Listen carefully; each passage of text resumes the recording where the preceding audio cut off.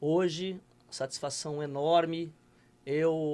Quem me conhece já sabe da minha admiração pelos heróis do esporte brasileiro. Eu considero que a gente tem um herói aqui hoje, um herói de ouro do esporte brasileiro. Eu estou aqui com o Rodrigão, campeão olímpico, um cara que já nos deu muitas alegrias e hoje aí está acumulando algumas funções na gestão pública, como técnico de vôlei também, mas tem uma carreira brilhante e vai nos ajudar a bater esse papo e criar aqueles caminhos, aquelas orientações para você, pai e mãe, que está agora com seu filho envolvido com o esporte. Rodrigão, cara, que honra, muito obrigado por você ter deixado um pouquinho lá teu tempo para poder bater um papo com a gente aqui. Obrigado mesmo. Eu que agradeço, prazer enorme estar aqui com vocês, né, e falar desse assunto tão importante, né, acho que para o esporte brasileiro, é muito bacana, né, eu já fui filho, sou pai, né, então eu acho que a gente poder abordar todas essas vertentes é muito bacana, é um prazer enorme estar aqui contigo hoje. Legal, Rodrigão. A gente vê, né, principalmente quem não é da indústria do esporte, quando vê uma carreira como a sua, consolidada, vitoriosa, e vê só as vitórias na televisão, aquelas coisas bonitas, as pessoas normalmente não têm a noção de como foi duro chegar até lá. Então eu quero voltar lá no inicinho mesmo, até antes, assim, eu queria saber qual a tua primeira lembrança de esporte na tua vida. Não sei se vôlei, não sei se outro esporte, mas quando que criança, na tua memória ali, como é que chega a primeira memória do esporte pro Rodrigão? Ah, eu era um garoto da periferia de Osasco, né? Pra quem não sabe, eu nasci em Pirituba, depois fui morar em Osasco com 6 anos de idade. E ali eu comecei a praticar esporte na escola, educação física, brincava na rua, como todo garoto de periferia, né? E o pessoal sempre falava, não, ó, você tem que praticar um esporte, eu já era alto, né? Com 13 anos eu tinha 1,88. Nossa. Então, assim, todo mundo falava, tem que fazer esporte, ficava naquela, vôlei ou basquete, e eu sempre tive aquela dúvida, né? Só que quando o Brasil foi campeão olímpico em 92, né, um feito da minha professora de educação física, ela parou a escola e colocou uma TV de tubo lá pra gente poder Assistir. assistir essa final brasileira. Esquema Copa do Mundo de futebol. Exatamente. E aí a gente começou a assistir, o Brasil foi campeão olímpico ali, né? 3-0 contra a Saque do Holanda, Marcelo saque do Negrão. Marcelo Negrão, exatamente. E, cara, a gente começou a mudar um pouco, migrar do futebol, que a gente jogava futebol na rua, golzinho ali, pra vôlei. Botava um fio na rua, não sabia se a bola passava por cima ou por baixo, e praticava o voleibol ali, né? Foi o meu primeiro ano ali, foi em 92 que eu comecei a jogar voleibol na rua, joguei na escola Por conta dessa vitória? por conta dessa vitória. Nessa vitória ali mostrou, tipo, sabe, sempre tive essa paixão, né, de ver Bom, os então, brasileiros ganhando medalha, tudo, o e que, é que aquilo. hoje, né, ainda mais depois dessas gerações vitoriosíssimas, o vôlei do Brasil é considerado o mais forte do mundo, mas naquela época não, né? Não, Naquela não. época Tinha não. aquela geração de Geração prata, né, que 82, chama, né? Que até é um nome que 84. parece meio pejorativo, mas é uma geração maravilhosa, só que foi Sim. prata na Olimpíada. Só que eu não lembro, né? Eu tinha Sim, ali sim. 2, 3 anos no começo, ali em 82 tinha 3 anos, então assim, era muito longe. Eu não me conhecia por gente, né? Como a gente se fala diretamente. Agora já de 92, não. De 92 já tinha noção do que era. E eu comecei a jogar nessa questão de jogar na rua. Todo mundo achava que eu jogava bem, porque era alto, mas a hora que eu fui fazer um teste realmente num clube e fui lá com o pessoal da minha idade, ver os melhores de Quem São tava Paulo, jogando, eu era muito abaixo, aí muito o choque, aí abaixo. veio o Ah, choque, né? diferente, bem Me diferente. diz, e qual é, assim, e de novo, tá? Do esporte em geral, provavelmente você já tinha esse caminho aí no vôlei, mas você lembra a tua primeira referência? É que, assim, ídolo mesmo, mas não necessariamente um que fosse um ídolo nacional tal, mas alguém que você se inspirou para praticar esporte? Ah, naquele momento foi o Tandy, por causa desse jogo, né? Eu, pô, achava muito legal do jeito que ele jogava. Era um cara que era alto, né? O Tandy acho que tem 2 e 2 e jogava passando, que era uma dificuldade de Hiper homens mega altos ali, habilidoso, né, cara? né? Passar, habilidoso. Então foi um cara assim que eu tive essa impressão de, poxa, esse cara é meu ídolo. Né, eu quero um dia talvez estar dentro dessa TV de tubo e estar jogando. E eu tive a oportunidade, cara, rápido até, Você né? chegou a jogar com ele, né? Eu joguei em 2000, né? Eu tava na mesma seleção que ele. Puta que Então a legal. gente tá falando aí de 8 anos, eu tava já na seleção Crescido. junto com ele ali, né? Dividindo quarto, quadra, cara, muito bacana. A tua primeira convocação para a seleção foi com quantos anos? 96, eu tinha ali 16, 17 A anos, né? principal, Na base. na base. E eu fiquei 3 anos na base e 99 na principal, Na com principal. 20 anos. Então foi bem Veterano. rápido. Veterano de 20 anos, né? Bem rápido, principalmente anos. Mas assim, voltando um pouquinho assim na adolescência, que é o objetivo aqui da nossa série de podcasts, principalmente base. E aí, quando eu tô falando base, nem seleção, porque seleção já é um outro nível, né? Quando você tá jogando no nível de chegar na seleção, você já tá num outro nível. Sim. Mas ali, naquele começo, naqueles jogos mais estaduais, municipais, assim, que você tem uma relação... você lembra da relação dos pais? Eu não precisa citar nomes, obviamente, se você não quiser, mas de caras hiper mega habilidosos, potencial absurdo, mas que por pressão, ou até um exemplo bom de caras que talvez não tinham a mesma condição, mas que o pai e a mãe ajudou e continuou. Você lembra de alguma história nesse?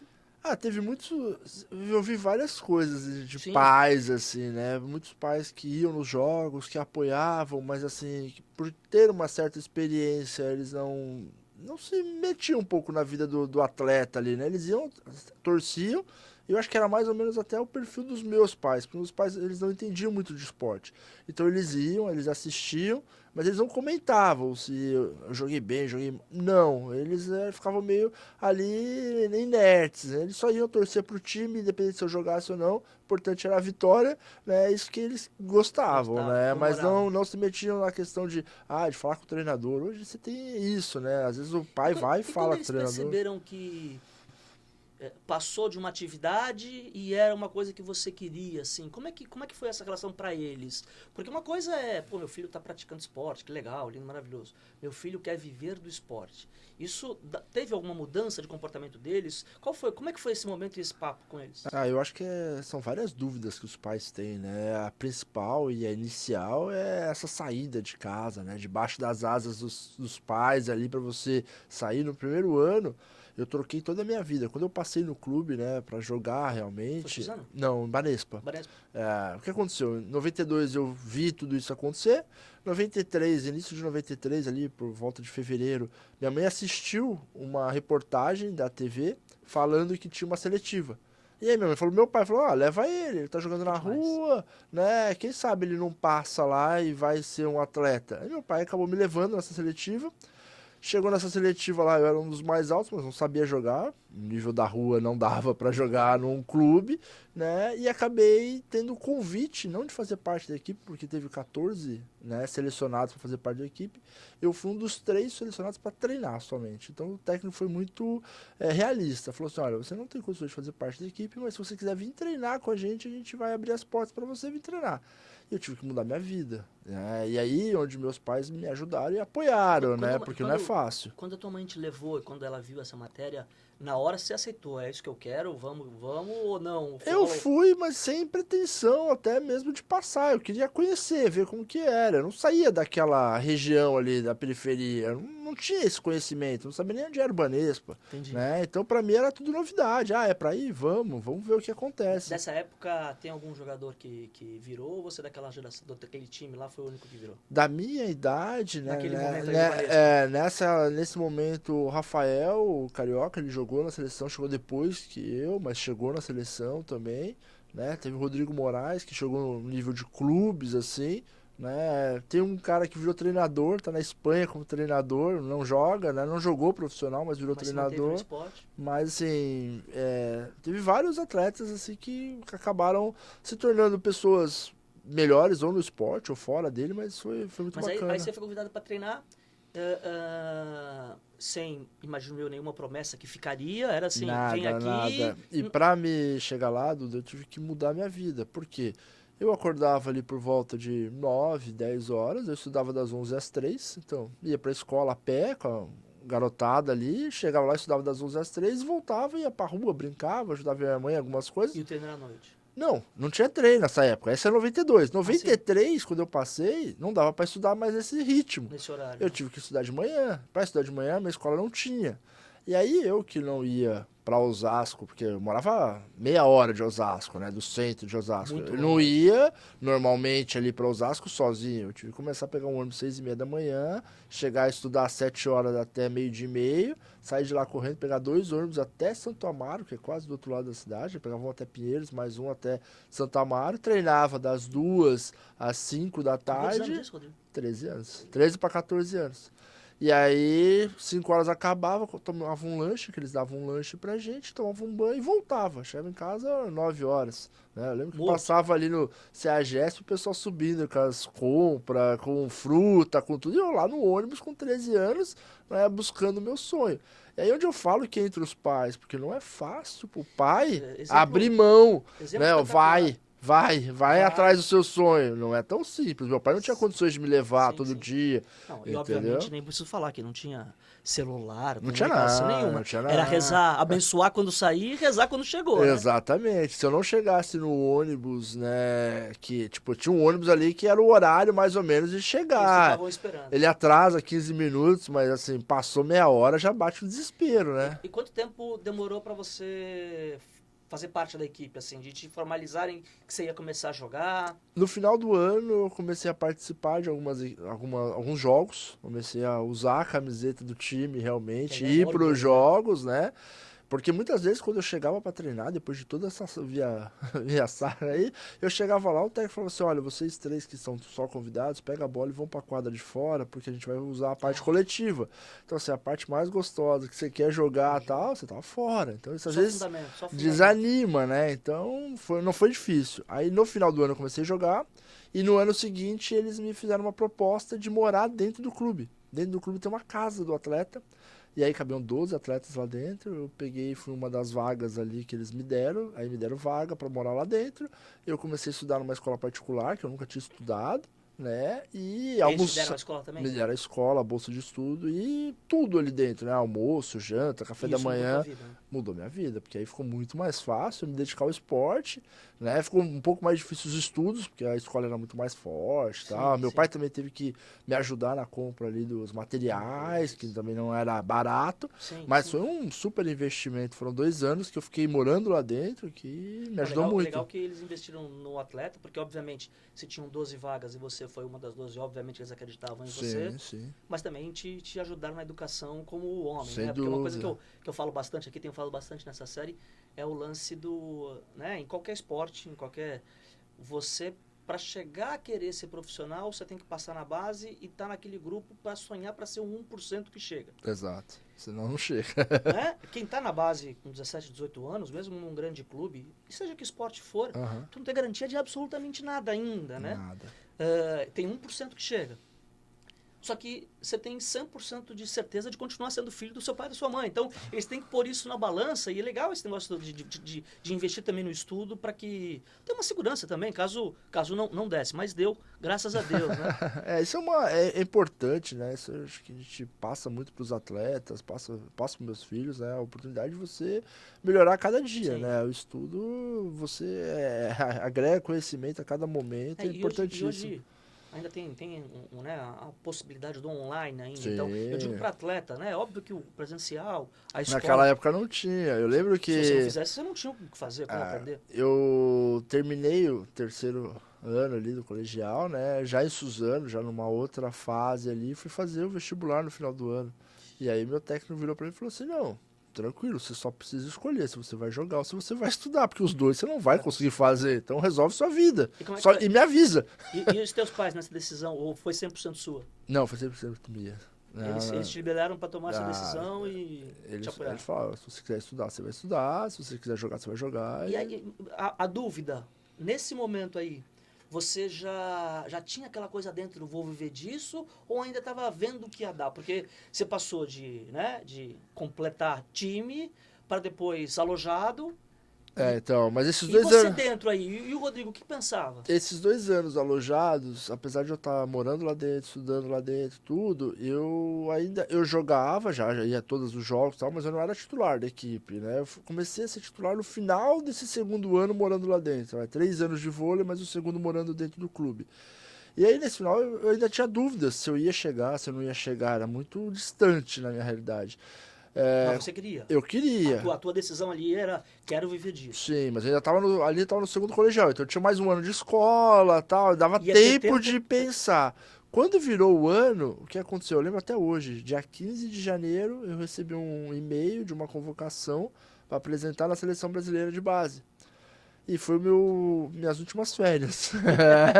Dali em diante eu não tive mais férias, né? E isso foi sensacional, né? Eu fui para essa seleção brasileira de base, eu fiquei do dia 15 de janeiro a 15 de abril. Já é Saquarema, não? Não, Não, Saquarema foi Saquarema bem depois. bem depois, Eu bem depois. tava em Londrina, né? Na arquibancada do ginásio Morengão, lá em Londrina. A gente ficou lá durante um bom tempo.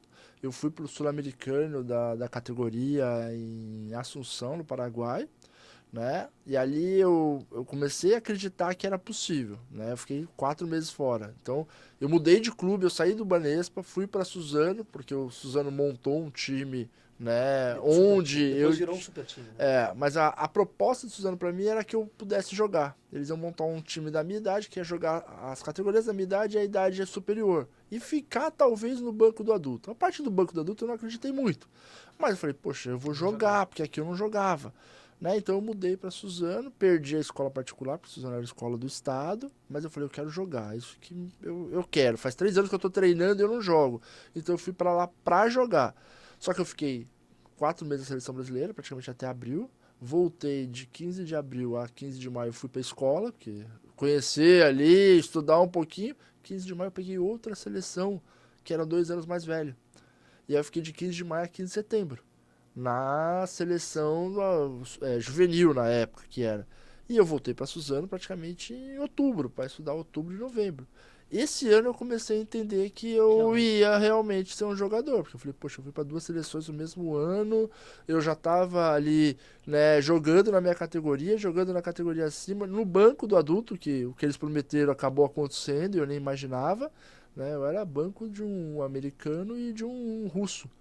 Poxa, eu acho que eu vou jogar essa parada, entendeu? Aí no final do ano eu fiz, né, o vestibular e eu fiquei naquela dúvida, mas esse ano foi Vestibular pra muito quê? Qual a curiosidade? psicologia. Psicologia? Eu sempre fui para um lado de que eu queria estudar para que me ajudasse, né, dentro da minha A tua carreira. intenção A era isso. intenção era essa. Então eu achava, poxa, o que eu posso fazer que vai me ajudar? Aí eu fui na questão da psicologia, mas eu não fiz, né? Só passei no vestibular. Quando eu voltei, o técnico veio com essa ideia. Eu perdi um jogo para fazer o vestibular, porque o vestibular era domingo de manhã, jogava domingo de manhã.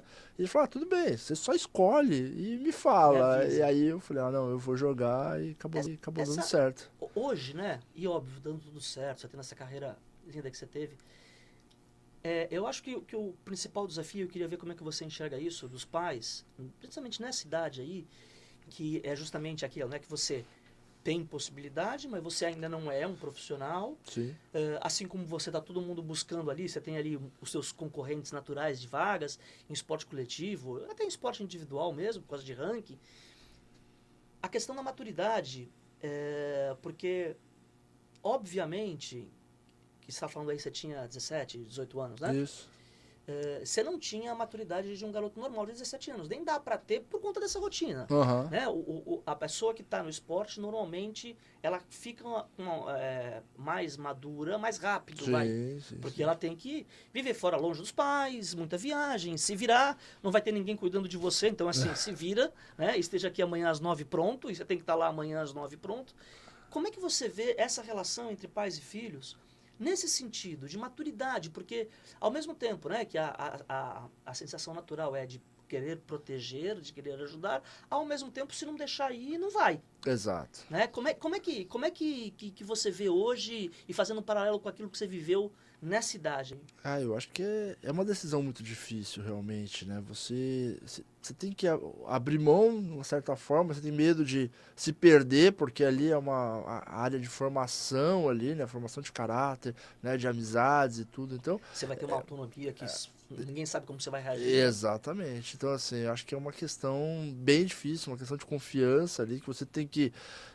Eu procuro fazer com os meus, né? Estar distante, mas ao mesmo tempo estar sabendo o que está acontecendo, né? De alguma forma. E a minha sorte é que os dois foram pro vôlei, então eu acabo sabendo de qualquer jeito, porque se eles fizerem qualquer coisa, vai tocar meu A rede é telefone, né? rápida, né? Então, pra mim, facilita bastante. Então, eu deixo eles bem à vontade, assim, porque eu sei que se fizer alguma coisa fora do trilho, eu vou saber por bocas dos meus amigos que estão no vôlei Vamos também, né? aproveitar esse gancho, eu ia falar mais pro final, mas já que você tocou no assunto, e está sendo comum entre todos os meus convidados aqui, todos os amigos, eu bater o papo. Porque uma coisa é você analisar o vôlei do jeito que você analisa, com a tua experiência, os caminhos que você sabe quais são os certos, quais são os errados, né? Você já passou, você está calejado com esse assunto. Mas e quando é pai? E quando aquele sangue é diferente, o coração bombeia diferente lá, como é que faz para ajudar ao mesmo tempo não querer que eles façam o mesmo caminho? Porque normalmente um dos erros, né? Assim, uma opinião minha, não estou falando que isso é uma regra, mas um dos erros é os pais quererem que o filho faça exatamente o mesmo caminho 20 anos depois. Esse caminho nem existe mais, Sim, né? O exato, mundo mudou exato. e muda, né? Ele sempre muda. Como é que o Rodrigão pai age nesse ponto? Eu sempre procurei analisar o que eles estão vivendo naquele momento com a minha experiência durante anos de voleibol, né? Então eu sempre fui muito realista para eles, até às vezes duro, né? De falar, olha, eu acho que talvez você tenha que parar, você tem que estudar, você não vai se tornar um jogador de seleção brasileira e a minha preocupação não é hoje. Hoje você consegue viver aí, né, ganhando 2, 3 mil reais por mês, porque você não tem os custos todos. Agora, imagine com 36 anos você acabar. E agora, o que eu vou fazer? Né? Então, eu fui realista demais até com os meus filhos, né? Desde o primeiro ali. Quantos anos eles estão? O mais velho tá com 27, né? O mais novo vai fazer 18 agora no final do ano. Então tem uma diferença grande, né? O mais velho tá jogando na Romênia. E ele tá me provando o contrário, de verdade, assim. Ele evoluiu muito fora, né? Quando ele foi para fora. Ele é casado? Não, tá namorando com uma romena, né? Mas ele evoluiu demais fora, né? Coisa que aqui ele não evoluía. Com pessoa, os dois? As duas coisas, as duas coisas. Quanto tempo ele tá lá? Esse é o terceiro ano já dele. Terceiro ano. Então, assim, é algo que eu acho que ele evoluiu como atleta, né? A responsabilidade. Porque o que acontece? Quando você tá jogando aqui, você é mais um atleta, ok. Lá fora, a responsabilidade do estrangeiro é maior. Você acha que essa comparação natural ou essa coisa do filho do Rodriguinho ajuda ou atrapalha? Eu acho que atrapalha em todos os sentidos. Eu vejo muito, não até por ele, mas pelo Bruno. Né, o Bruninho, que é filho do Bernardo. Sim. Né, o Bruno chegou na seleção, campeão brasileiro, titular. Campeão de tudo. E questionam se ele deveria estar ali ou não. Né, o Bruno foi um dos caras que ele virou meu ídolo depois. Eu tenho um ídolo que é mais novo que eu. Olha que engraçado. Por esse perfil dele, né? De ser o primeiro a chegar, o último a sair, o que mais treina, toda a pressão que ele sofreu e ele não desiste, né? Ainda é líder de um grupo, então não é fácil. O Bruno, ele tem esse peso, né? Eu vou dizer peso porque realmente, né? Um cara histórico do vôlei como o Bernardinho, mas ao mesmo tempo ele não poderia ser diferente disso que você está falando, né? Porque ele foi educado naquilo, né? Exato. E é uma coisa que eu gosto de falar, que assim, né? Hoje, acho que as redes sociais, elas são benéficas por vários pontos, mas elas no esporte especificamente, ela atrapalha porque a pessoa acha que o fim é aquilo ali. Então eu vou lá, imito e é aquilo. Sim. E não esquece o caminho para chegar. E falando do Bruno, né?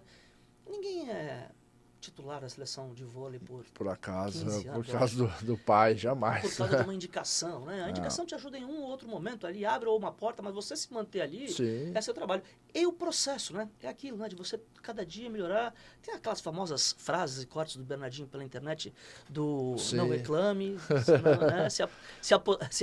Se apresente, faça o seu, não reclame.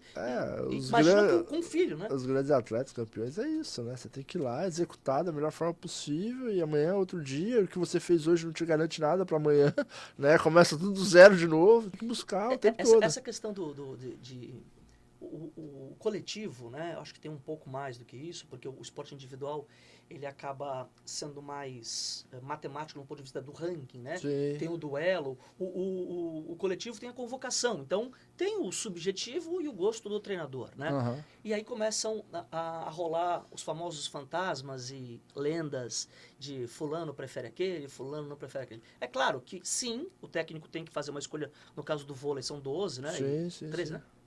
Agora já é 14, né? Tem 2 líberos. Dois líberos. O técnico tem sim a sua preferência dos 14, mas na base, eu não sei o quanto que você viveu, eu vivenciei isso, seja profissionalmente, seja com meus filhos, aqueles fantasmas que eu vejo pais muitas vezes criando muleta para os filhos. Ele só não joga porque o técnico não gosta do meu carro. Estou inventando uma situação, mas existem as desculpas. Como é que a gente faz isso com os filhos e com atletas jovens para justamente não criar esses fantasmas e não ter essa questão, principalmente nos coletivos, né? É difícil, é difícil. Realmente é aquilo que a gente fala, né? Às vezes o pai acaba atrapalhando a carreira do filho, né? Eu cheguei ao ponto disso nem na base, tá? No adulto. Né? Um treinador virar para um atleta contratado para jogar profissional, seleção brasileira, e ele virar para um atleta e falar assim, olha, vocês escolhem, eu não vou falar mais nada. Ou entra na quadra você ou entra seu pai. Os dois juntos dentro desse ginásio eu não quero. Porque um atrapalha o outro, entendeu? Então, assim, se você vier jogar, ok, fala pro seu pai ficar do lado de fora. Se o teu pai vier torcer, você não precisa entrar, não precisa jogar, não precisa ver. Não tem problema. Eu prefiro assim do que os dois aqui dentro, porque é um inferno os dois aqui dentro. É? Um reclamando do outro e o, sabe? Então, assim, ele não ia render com o pai dele lá dentro. Essa é a verdade. A gente tem vários casos, e eu presenciei alguns, infelizmente, de gente com potencial que não parou, que não seguiu no esporte, ou por pressão, ou por orientação errada, né? Do tipo, não, você já é o máximo. Com 14 anos, como é que você pode ser o máximo com 14, 15 anos, né? Até brinco, né? Porque eu tenho aqueles asteroides, né? Aqueles caras que passam no esporte, como a Raíssa, por exemplo, que é medalhista há 13 anos. Mas ela é a exceção da exceção. Sim, né? Porque se você vira profissional de alto nível, campeão olímpico, você já é uma exceção. Agora, se você é com 13 anos isso, você é a exceção da exceção. E os pais começam a tratar isso como uma possibilidade normal. Não, vai lá e faz. A gente no skate, principalmente agora nesses últimos anos, depois do boom de visibilidade, a gente teve muito problema, passou a ter muito problema com pai de skatista, que antes não tinha. Sim. Essa questão de, meu filho, filha, não, se não for nessas condições, e começa a colocar uma coisa. E eu estou falando de gente de 12, 13 anos, não estou falando de seleção brasileira, não. Estou falando de gente de 12, 13 anos. E o que assim, que eu gostaria que você, como pai, tá? Como é que, claro, né, tem muita questão individual, né? A personalidade de cada um, talvez até filhos sejam um pouco diferentes. Sem dúvida. Qual é o limite da pressão versus o acolhimento? Até, né, teve gente que falou, não, é acolhimento sempre, pressão de vez em quando. Como é que você lida com isso como pai? E sabendo tudo o que aconteceu nas quadras, né, passando por esse caminho. O principal, né, é a relação pai e filho ali. Então, a minha interação que eu tenho que ter é com ele. Né? Jamais com o treinador. O treinador está ali para fazer o trabalho dele. Eu não tenho que entrar lá para discutir quem joga ou quem não joga. Por mais que eu entenda, às vezes, mais de vôlei do que o treinador que está lá, eu tô ali como pai. Então eu não tenho que ir lá e dar a minha opinião. Eu acho que quando ele está lá, ele vai ter uma visão, eu vou ter outra e está tudo bem. Né? Eu tenho que orientar o meu filho da melhor forma possível. E orientar o meu filho é mostrar para ele que o que ele fez hoje não vale nada para amanhã, ele vai ter que fazer tudo de novo, ele vai ter que buscar, que ele não vai ter que dar desculpa. Hoje o que eu mais vejo, não, é porque eu me machuquei, é porque eu tive uma lesão. Isso o filho acaba achando uma desculpa para não ter conseguido sucesso e os pais às vezes alimentam essa história. Sim. Meu filho também era jogador, mas meu filho machucou. Uma muletinha ali, né? Então assim, ele não chegou porque não chegou, não é porque tem uma desculpa A, B.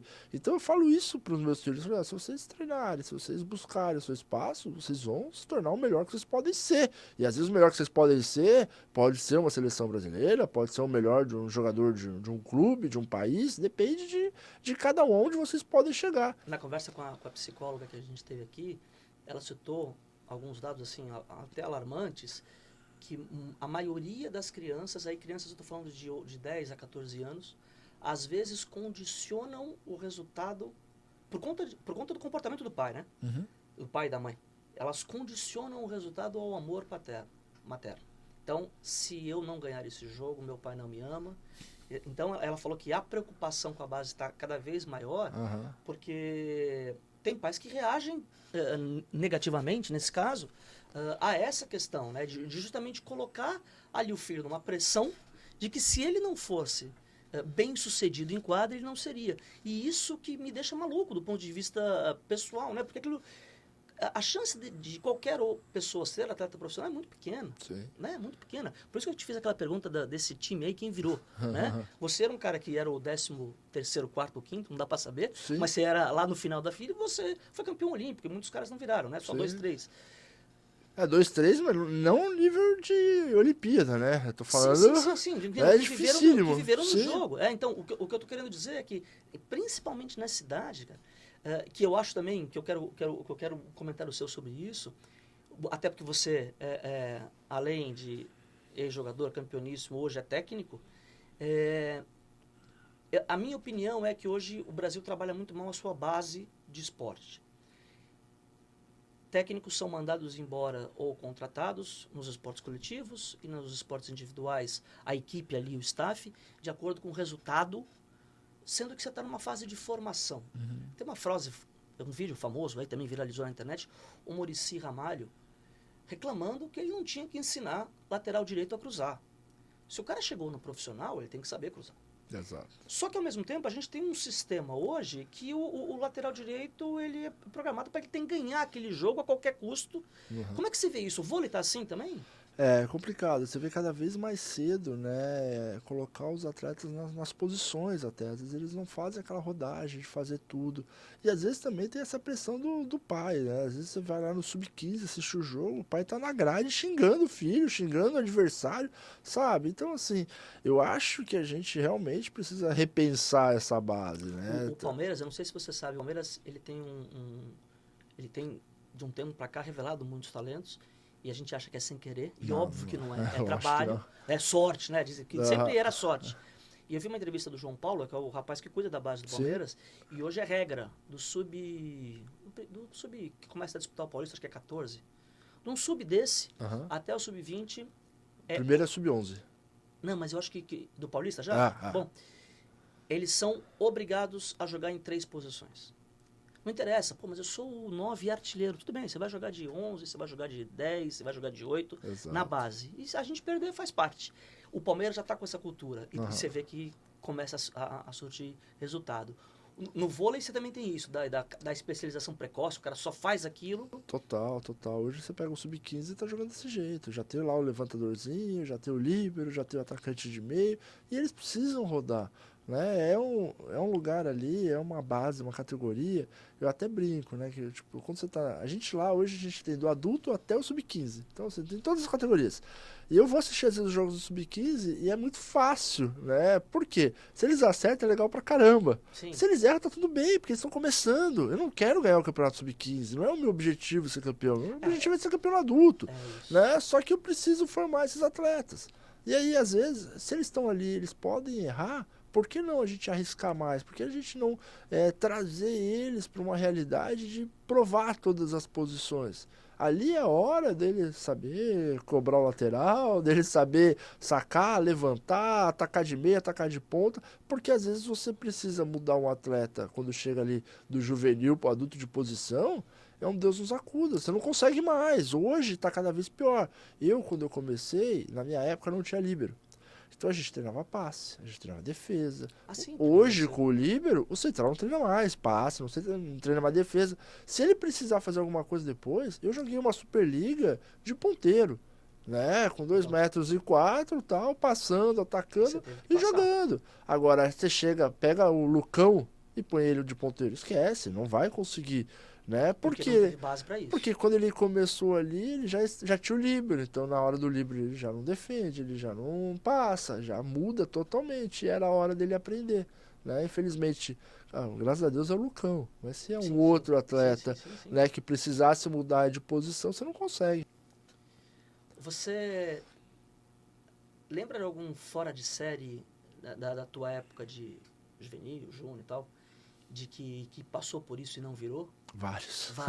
Vários. Vários. A gente entrou num assunto aqui, eu tô preparando para entrar num assunto que você já falou aí, e que eu acho que é o seu caso, que é o famoso, o disciplinado, o obstinado ganha do talentoso na maioria das vezes. Sem dúvida. Né? Eu lembro, eu jogava no Banespa, né, quando eu comecei ali, era a briga de São Paulo era Banespa e Pinheiros. Eu lembro até os nomes, o do Pinheiros era Rodrigo e o do Banespa era Daniel. Todo mundo falava, não, Rodrigo e Daniel. Não era mais Pinheiros e Banespa, era Rodrigo contra Daniel. Nenhum dos dois jogam. Né? E não jogam, não chegaram no adulto. Na hora que foi ali no juvenil, o pessoal já começou a passar, já começaram a ficar para trás. Eu não vi eles jogarem adulto. né? O Rodrigo talvez ficou um pouquinho ali no banco do Chapecó, quando foi para São Caetano, e acabou. Hoje, se eu não me engano, ele é corretor de imóveis, o outro está Os outros fizeram nos vida Estados fora do Unidos, esporte. fizeram fora do esporte, exatamente. E às vezes, tipo, eu não tinha a mínima ideia de chegar, era o 15º, sexto, sétimo e cheguei, Qual era a entendeu? tua relação com treinamento nessa época? Você gostava ou você fazia porque era obrigado? Não, gente, eu gostava. Eu gostava, até não nessa época, mas toda a época. Né? Eu acho que a parte de treinar é o mais gostoso. Jogar ali, às vezes, é muito difícil. Né? Você ataca uma bola, ataca outra. Então, assim, o prazer mesmo é se preparar. Porque chegar lá, na hora que você chega lá, você faz. E você vai fazer pouco. Entendeu? Agora, se preparar é mais pesado, muito mais pesado. Você pegou o teu auge ali, era o início das redes sociais, né? Teu auge. Você acha que a tua carreira seria diferente? A carreira, não estou falando do resultado, mas eu digo assim, você, embora você tenha uma personalidade, que você não é um cara também tão pavãozão, assim, longe disso, mas como é que você vê hoje essa relação redes sociais e esporte? Olha, é difícil, né? Porque quem falar o contrário, eu discordo totalmente, mas atrapalha, né? Atrapalha porque você joga. Atrapalha na nossa época. A gente tinha um jornalista que sempre criticava a gente de qualquer coisa. Você ia lá, ganhava 3-0, ele achava algum problema no jogo para falar daquele problema. E Aí você via aquela matéria, todo mundo ia ler. Né? Isso no jornal, né? Um pouquinho de internet ali, vamos ver o que ele falou do jogo de hoje. 3-0, os caras não fizeram 10 pontos. E ele achava alguma coisa para criticar. E aquilo machuca. Né? Imagine hoje que o cara você te acha manda que uma direct, faz uma postagem com o teu nome, então você faz uma assim, postagem com a tua família e vem o cara te arrebenta. então assim, Você acha que você ia mudar o teu desempenho? eu acho que Eu digo por uma questão de escolha de vida mesmo, tipo, isso aqui não é pra mim. eu acho que seria algo ali de fases da competição de você ficar totalmente fora Desligar, das né? redes, né? Tirar o celular da mão, porque atrapalha, atrapalha. Você sente, a gente é humano, Sim, sim, né? Você sim. tem alguém lá falando mal de você, falando mal da tua família, falando mal dos seus filhos, você vai se abater de alguma forma, né? Hoje, no meu trabalho, poxa, a gente corre, acontece, tenta fazer o máximo possível. Aí você vai lá, pô, olha, nem inaugurou o negócio, o cara tá Já criticando. reclamando já que não tem não sei o quê. Eles não falam, pô, legal, mais uma coisa. Não, é mais crítica. A gente tá propenso a focar nas críticas, que é onde tá errado, onde eu posso melhorar, Ótimo entendeu? gancho que você me deu aqui. Não estava no meu roteiro, não, mas ótimo gancho. O que o esporte e essa tua caminhada toda te ajuda como gestor público? O que te ajudou? O que te preparou? Hoje eu tô numa secretaria de esportes, que são várias modalidades, né? Todas elas totalmente diferentes. Porém, a gente tá falando de todos os atletas, né? O que o atleta precisa, a gente sabe, a gente foi atleta. Então é muito mais fácil. Tudo assim que Mas eu. essa questão, eu tô falando, eu não tenho dúvida que essa questão de atleta, puta, você é um craque e você leva. Eu digo na questão política, na questão de gestão, o que o esporte te deu de costas, de couro Eu forte? acho que essa paciência, essa inteligência de entender o que está acontecendo ao redor, né? Porque às vezes o foco não é só a bola, você tem que entender o todo ali, né? Boa. Então eu acho que abre muito o seu leque, você consegue entender como funciona o jogo, por que está acontecendo aquilo ali, né? Por que está tendo uma crítica. Então, às vezes até a tua relevância, olha, eu ouvi isso aqui, mas isso aqui não é para mim, uma provocação que acontece na quadra Sangue e frio nos de ter. bastidores ali. Eu acho que esse sangue frio, essa cabeça no lugar, não posso chegar ali, explodir com esse, porque talvez não é esse o erro virá de trás. E assim, você pesquisar melhor o terreno, eu acho que isso O esporte te deu. politicamente me ajuda muito, que o esporte me ensinou ali atrás, né? Legal, vamos encaminhando aqui, infelizmente, para o fim do nosso papo, porque esse papo eu gosto muito, eu ficaria aqui mais 8 horas falando contigo. E também não posso agora ocupar muito tempo Imagina de que Vossa isso. Excelência. Que isso. Mas que É óbvio que não é uma situação matemática, não tem regra, né? Eu acho que essa série fala muito sobre isso, não tem regra. O que a gente está é dividindo experiências para que as pessoas consigam captar uma coisa de boa para usar na sua realidade e tal. Mas que dica que você daria assim para pais de filhos que estão encaminhados para o esporte, naquela tua situação lá de pegar o ônibus?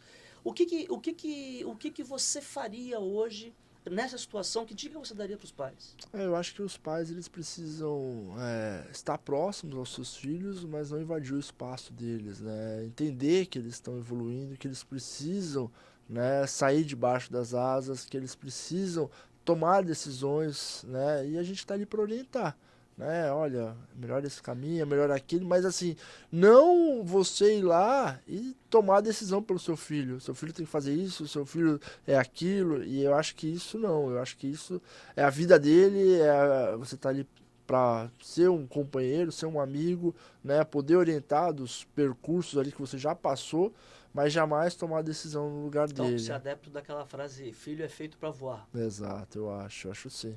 Acho que ele tem o porto seguro que é dentro de casa, se der alguma coisa errada, ele sabe onde ele vai buscar o apoio, né? Se der algum problema, ele vai ligar, mas ele tem que correr atrás do sonho dele, ele tem que buscar e, sabe, tá sempre ali buscando o melhor para ele, porque eu acho que esses pais que tomam as decisões pelos filhos, né, eles estão até suspeitos a receber essa conta depois, né? E eu acho que isso não é o ideal, não é legal. Eu acho que os filhos eles precisam buscar os seus sonhos com as suas próprias pernas, né? E a gente está ali para ajudar, apoiar a cada dia. É um amigo meu que praticou esporte há muito tempo e é engenheiro.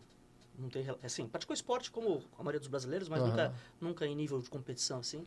Ele fala que nunca viu nenhum pai de nenhum engenheiro amigo dele lá no trabalho dele e ficar dizendo, põe aqui, planeja isso aqui. Mas no esporte, todos fazem, né? Exato. 100% deles fazem, né? Exatamente. Principalmente no futebol, eu acho, né? Todo mundo acha que é técnico de futebol. Eu acho que futebol, eu acho que futebol, eu acho que é muito, Rodrigo, porque o Brasil é o país do futebol, muita Sim, gente. sim. Mas se a gente for olhar, cara, e assim, as experiências que eu tô tendo aqui, eu vou trazer também o nosso querido Vlamir, Ah, o atacante, legal. vai bater um papo com a gente aqui, Bacana. para falar de atletismo. E nas minhas conversas, no convite que eu fiz para ele, o atletismo tem isso, o basquete Sim. tem isso, Tem. o futebol tem isso, dessa questão. O que antes, né? E aí eu tô fazendo uma comparação de quadros de 30 anos para cá, vai.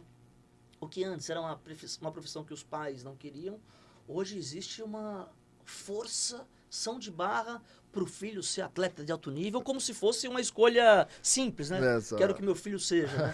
E Então, é difícil, né? A distância da realidade pro sucesso ali, ela é longa, né? o E às caminho não é vezes fácil, não não. é fácil, às vezes não depende só dele, às vezes ele vai chegar no máximo dele e não vai conseguir ser um atleta de alto nível, né? Ele vai chegar... Teve algum momento, você já jogando, só para terminar, porque veio uma coisa agora nesse ponto, teve algum momento no início da tua carreira, óbvio, que você falou, putz, eu vou parar e vou para outro lugar, Não, na ou minha não? não. Depois que você entrou, você Na falou minha agora, não, não tive essa...